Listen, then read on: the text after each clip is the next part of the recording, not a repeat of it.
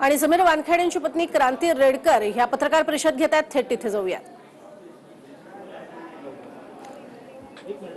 तो वेट करा दो ना कि साथ में देंगे जनता बाईट. तर क्रांती रेडकर यांनी कालच खरं तर ट्विट करून सांगितलेलं होतं, ज्या पद्धतीनं सत्य आहे ते सत्यच राहणार आहे आणि सत्य सगळ्यांच्या समोर येईल असंही त्यांनी म्हटलेलं होतं. त्यातच ज्या वेळेला लग्न झालं त्या लग्नाच्या वेळेचे फोटो जे आहेत ते सुद्धा समोर आले होते आणि आम्ही हिंदूच आहोत पहिल्यापासून हेही त्यांनी स्पष्ट केलं होतं. हिंदू पद्धतीनेच आमचा विवाह झालेला आहे हे सुद्धा त्यांनी स्पष्ट केलं होतं. अर्थातच नवाब मलिक यांनी त्यांचं आधीच लग्न समीर वानखेडेंचं झालेलं होतं त्या संदर्भातले फोटो समोर आणले होते आणि त्यानंतर 2017 मध्ये क्रांती रेडकर सोबत केलेलं दुसरं लग्न या संदर्भातले सुद्धा फोटो समोर आणले होते. त्यावरती क्रांती रेडकरनी स्वतः उत्तर दिलं होतं आणि आता अभिनेत्री क्रांती रेडकर ही स्वतःच पत्रकार परिषद घेते आणि अर्थात आता ती काय बाजू मांडते हे पाहणं महत्त्वाचं ठरणार आहे.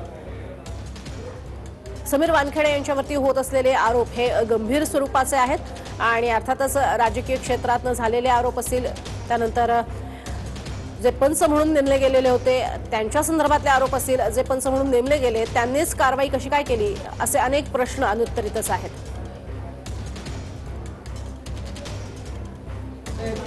कथित तौर पर एक एनसीबी के अधिकारी के खत को उन्होंने सामने रखा, जिसमें उन्होंने कहा कि इस खत के जरिए बात सामने आ रही कि किस तरह से समीर वानखेड़े पूरा एक नेक्सस चला रहे थे, वसूली की जा रही थी और उन्होंने दावा किया कि वो जो खत था वो एनसीबी के किसी अज्ञात अधिकारी ने उन्हें भेजा है. तो ऐसे खत कोई भी लिख सकता है, कोई भी घर पे बैठ के लिख सकता है ऐसे खत. अगर उस खत पे किसी का नाम नहीं है और अगर उसमें कोई भी किसी का क्लेम नहीं है किसी इंसान का जिसने वो खत लिखा है, सामने आए और बेधड़क तरीके से कंप्लेंट करे और फिर चाहिए तो इसकी जांच हो. लेकिन अगर बेबुनियाद कोई अगर लेटर कुछ लिखता है तो उसमें कोई मतलब नहीं है. ये सब झूठे सारे दस्तावेज है, इसका कोई महत्व नहीं है. एक आरोप उन्होंने भी लगाया कि फोन टेपिंग करा रहे थे समीर वानखेड़े, जो कि एक व्यक्ति मुंबई का है, एक व्यक्ति थाने का है. इन दो प्राइवेट लोगों के जरिए फोन टेपिंग कराया जा रहा था. जो केसेस उन्होंने किया, खुद ड्रग्स कैरी करते थे, लोगों को फंसाने का काम करते थे. इस तरह का एक मैनिपुलेटेड केस बनाया जाता था, ऐसा उनका कहना है. नहीं, मुझे ऐसा लगता है ये सारे झूठे सारे फॉल्स क्लेम्स हैं, क्योंकि अगर इसके ऊपर उनके पास कोई भी प्रूफ होगा तो आई एम श्योर वो कोर्ट में पेश करेंगे और इसके ऊपर तभी न्याय हो पाएगा. हम ऐसे ट्विटरबाजी करके कुछ नहीं पा सकते, बिकॉज ट्विटर पे कोई भी कुछ भी उठ के लिख सकता है. मैं भी कुछ भी लिखूं किसके बारे में, लेकिन ये सच नहीं हो जाता. एक इल्जाम ये भी है कि समीर वानखेड़े ने 2007 में यूपीएससी के एग्जाम को लेकर एक फेक सर्टिफिकेट बनवाया था, कास्ट सर्टिफिकेट, और उसके आधार पर उन्होंने एग्जाम दी थी और नौकरी पाई है. इस पर आपका क्या कहना है मैम? और ये भी कह रहे हैं कि एक दलित का हक मारा गया जिसकी वजह से.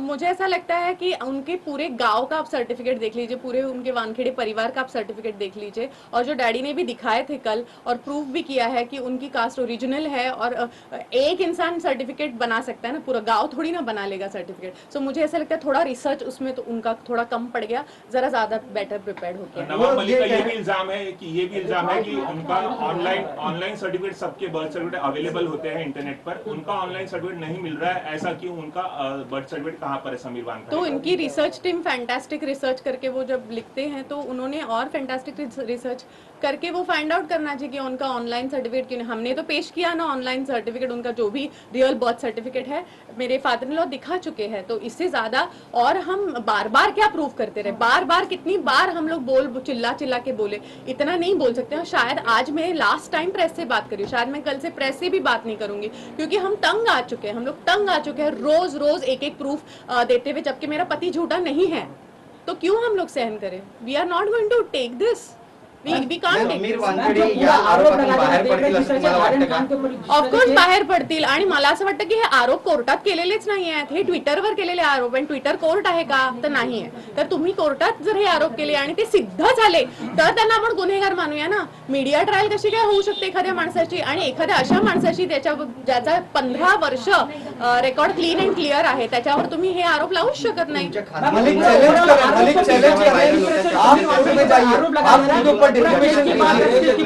मलिक चैलेंज कर रहे हैं कि आप कोर्ट में जाइए, आप डिफेमेशन कीजिए, अगर उनके खुलासे को लेकर किसी तरह की कोई आपत्ति है तो.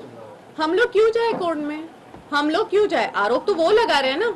आरोप वो लगा रहे हैं तो उनको जाना चाहिए कोर्ट में। और हमारे पास इतने पैसे नहीं है, हमारे पास ऐसे करोड़ों की जायदाद नहीं है और हम बहुत सिंपल लोग हैं और कोर्ट में जाने के लिए भी आपको कुछ पैसे लगते हैं। तो अगर हमारे नाक के ऊपर पानी चला गया तो हम डेफिनेटली जाएंगे, लेकिन जब तक हम लोग ऐसे ही लड़ पा रहे, जब तक जनता के सपोर्ट से लड़ पा रहे हैं तब तक लड़ेंगे और अगर जरूरत पड़ी तो हम डेफिनेटली जाएंगे। लेकिन ये चैलेंज करके कुछ नहीं होता है क्योंकि उनके पास बहुत पैसा है, शायद हमारे पास उतना नवाब मलिक जो आरोप लगा रहे, क्यों लगा रहे हैं? क्या लगता है आपको, क्या वजह है उनके आरोप लगाने का? नहीं, मैं उनसे सिर्फ इतना कहना चाहती हूँ कि आपको हम शुभकामनाएं देते हैं और आपका घर अच्छा रहे, आप सुखी रहे और हमारे दिल से आपको सिर्फ पॉजिटिविटी है। मुझे एक बात बहुत बड़ी है कि नवाब मलिक अब तक तमाम आरोप लगा रहे थे, लेकिन किरण गोसावी जो कि विटनेस है आर्यन खान के मामले में विवादित जो फरार चल रहे हैं, उनकी जो बॉडीगार्ड है प्रभाकर सैल, उनको उन्होंने एक बहुत बड़ा इल्जाम लगाया कि 25 करोड़ की डील होने वाली थी और उन्होंने खुद अपने कानों से सुना है कि 8 करोड़ उसमें से समीर वानखड़े को मिलने वाले थे। ये बहुत बड़ा इल्जाम लगाया है, क्या कहेंगी इस पे आप? इसकी कोई भी एविडेंस उन्होंने अभी तक पेश नहीं की है और ये दलीलें और जो भी उन्होंने कहा है सब प्रेस के सामने कहा है। यही चीज वो जब कोर्ट में कहेंगे शायद और उसके ऊपर वो प्रूफ्स देंगे तभी ये चीज प्रूव होगी। तो हियर एंड से हम लोग जजमेंट नहीं लगा सकते क्योंकि माननीय कोर्ट सबसे ज्यादा बड़ा है और सबसे ऊपर है, हम लोग तो फिर भी इंसान है नॉर्मल। आपको क्या लगता है क्यों टारगेट किया जा रहा है समीर वानखड़े को? आपको क्या लगता है कि क्या वजह है? मुझे ऐसा लगता है कि समीर जी के जॉब और उनकी काम करने की शैली से, क्योंकि वो ऑनेस्ट ऑफिसर है, उसे बहुत लोगों को अड़चन होती होगी, बहुत लोग चाहते हैं कि वो कुर्सी से हट जाए और उनका गुजारा चलता रहे, तो शायद इसीलिए वो चाहते हैं कि ये हट जाए और उनकी समीर जी की वजह से उनको तकलीफ ना हो। समीर वानखेडे या सगळ्या आरोपातून बाहेर पडतील का आणि नवाब मलिकांना ते उत्तर देणार आहेत? समीर वानखेडे नक्कीच ह्या सगळ्यातनं बाहेर पडतील आणि 100% पडणारच, कारण की जिंकतं तर सत्याचाच विजय होतो शेवटी। आणि what was your next question?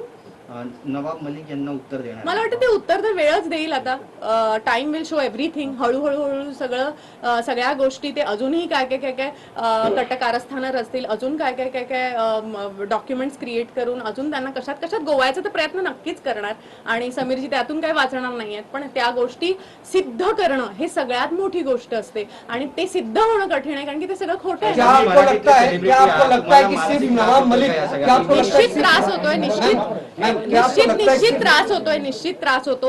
एक मराठी असल्याचा मला प्रचंड अभिमान आहे आणि मला माझ्याच महाराष्ट्र स्टेट मध्ये कोणीतरी येऊन घाबरवतं, कोणीतरी येऊन धमक्या देतं आणि मला इतर वेगवेगळ्या राज्यांमधनं सपोर्टचे मेसेजेस येतात, महाराष्ट्रातनं पण येतात, पण मला असं वाटतं की मला माझ्या राज्यात घाबरलं नाही पाहिजे आणि मला माझ्या राज्यात सेफ वाटलं पाहिजे आणि मी ह्याचाही स्वागत करते की आपलं महाराष्ट्र स्टेट, सेंट्रल पोलीस हे सगळे मला सिक्युरिटी देतात। आता पण तुम्ही बघितलं तर मी एका गाडीतनं उतरले तर yes definitely they are taking care of us, पण ह्याच्यात जी लोक आहेत, जी अँटी समीर वानखेडे लोक आहेत, ती आम्हाला प्रचंड त्रास देत आहेत आणि माझ्या ऑफकोर्स जे आम्हाला ट्रोल केलं जातं, आम्हाला मारण्याच्या धमक्या दिल्या जातात, आम्हाला लटकवून टाकतील, जाळून टाकतील अशाही धमक्या येतात। सो मला वाटतं हे सगळं पार्ट अँड पार्सल आहे समीरजींच्या जॉब बद्दल। मैम एक सवाल ये कि क्या नवाब मलिक ही इन सबके पीछे है? क्योंकि मुख्यमंत्री ने भी इस तरह की जो एनसीबी की कार्रवाई थी उसको लेकर सवाल खड़े किए थे।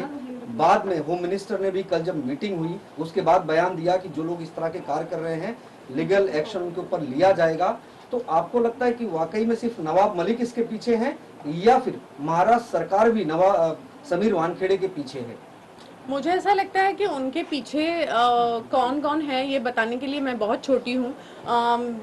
उनके अगेंस्ट यस डेफिनेटली एक पूरी यंत्रणा काम कर रही है, पर आई एम श्योर कि हमारी महाराष्ट्र सरकार इतनी समझदार है और इतनी कोऑपरेटिव है कि वो ज़रूर जीत सच्चाई की ही करेंगे और वो ज़रूर समीर जी के साथ खड़े होंगे जब उनको सच्चाई का पता चलेगा। एक बार ये इल्जाम लग रहा है कि समीर वानखड़े जो है वो बीजेपी की कठपुतली है, केंद्र सरकार जो है महाराष्ट्र सरकार को गिराना चाहती है और समीर वानखड़े जो है बीजेपी के फेवर में काम कर रहे हैं और ऐसा कोई इल्जाम है नहीं बहुत बड़ा बॉलीवुड के कलाकारों पर और जानबूझ के उन्हें शिकार बनाया जा रहा है ताकि महाराष्ट्र सरकार को बदनाम किया जाए। ये बहुत बड़ा इल्जाम है। मुझे ऐसा लगता है समीर जी सिर्फ कलाकारों को नहीं पकड़ते हैं, अगर वो 100% में से 3% या 2% कलाकार होंगे, लेकिन बाकी के सब रियल ड्रग रिलेटेड डॉन्स है या पेडलर्स है, ऐसे लोगों को ही पकड़ते हैं वो। तो ये बात तो टोटली खारिज हो जाती है कि वो कोई पर्सनल वेंडेटा निकाल रहे हैं और एंड आई डोंट थिंक कि कोई भी पॉलिटिकल पार्टी इसका उसका फायदा उठा रही है या कोई भी पॉलिटिकल पार्टी से वो रिलेटेड भी है, वो बहुत सेंट्रल गवर्नमेंट से बिलोंग करते हैं और न्यूट्रली काम करने में बिलीव करते हैं, तो अगर किसी को ऐसा लगता है या कोई भी पॉलिटिकल पार्टी को लग रहा है कि वो अपने फेवर में या अपने फेवर में नहीं है, तो मुझे लगता है उनको ये चीजें दिमाग से निकाल देनी चाहिए। किस तरह की जान का खतरा है, किस तरह की धमकियां मिल रही हैं, उसके बारे में आरोप केले हैं। ऑफ कोर्स जान का तो खतरा है ही, सिक्योरिटी दी हुई है उसके लिए मैं हमेशा धन्यवाद करना चाहूँगी, लेकिन ऑफ कोर्स यस, हमें जान का खतरा है और मुझे, मेरे बच्चों को, मेरे परिवार को डराया धमकाया जा रहा है। रोज कोई ना कोई मतलब हमेशा ऐसा डर लगा रहता है कि कोई अभी सस्पिशियस व्यक्ति भी हमको दिखता है, तो कोई हमें देखता भी है तो ऐसा लग रहा है कि ये ऐसा बार बार क्यों देख रहा है या जो भी है, तो डेफिनेटली हमें ट्रोल्स आते हैं, सारे फेक अकाउंट से आते हैं और हमें धमकियां दी जाती है कि आपको लटकाया जाएगा, आपको जलाया जाएगा, अब देखिए हम आपकी कैसे परेड कराते हैं, हम आपको पब्लिक में जला देंगे। तो आई थिंक ये सारे स्क्रीनशॉट्स हमने लिए हुए हैं और ये सारी चीजें हम लोग ट्रैक कर सकते हैं, I am sure through cyber cell की ये कहाँ से मैसेजेस आ रहे हैं, इसके सारे स्क्रीनशॉट्स हमने लिए हुए हैं और ये वक्त आने पे हम जरूर देंगे और वो सारे अकाउंट जरूर ट्रैक होंगे और फिर पता चलेगा कि ये कौन सी PR मशीनरी है जो हमारे अगेंस्ट काम कर रही है। खतरा किससे है, कुछ नाम बता सकती है? नहीं, मैं कुछ नहीं बता सकती, ये तो सबूत डिसाइड करेंगे। डन? हाँ चलो। आपण बघतोय की कशा पद्धतीनं आमच्याही जीवाला धोका आहे आणि वारंवार आम्हाला धमक्या दिल्या जात आहेत असंही सांगितलेलं आहे क्रांती रेडकर हिनं।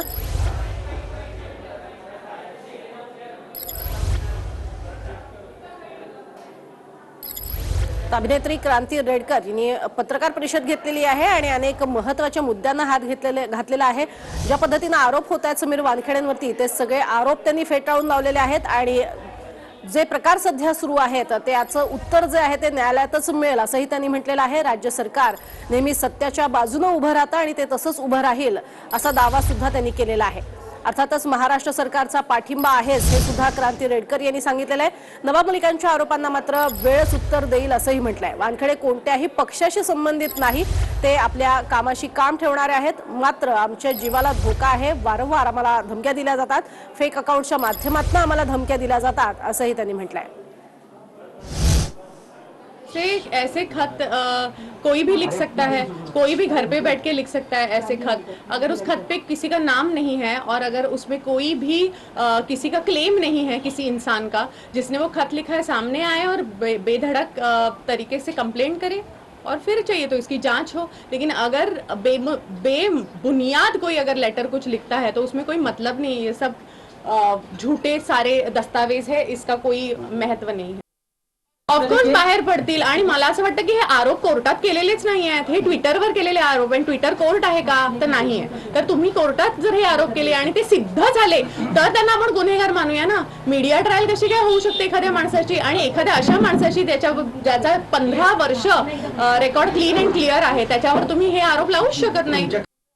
नहीं, मुझे ऐसा लगता है ये सारे झूठे सारे फॉल्स क्लेम्स हैं, क्योंकि अगर इसके ऊपर उनके पास कोई भी प्रूफ होगा तो आई एम श्योर वो कोर्ट में पेश करेंगे और इसके ऊपर तभी न्याय हो पाएगा। हम ऐसे ट्विटरबाजी करके कुछ नहीं पा सकते, बिकॉज ट्विटर पे कोई भी कुछ भी उठ के लिख सकता है। मैं भी कुछ भी लिखूं किसके बारे में, लेकिन ये सच नहीं हो जाता।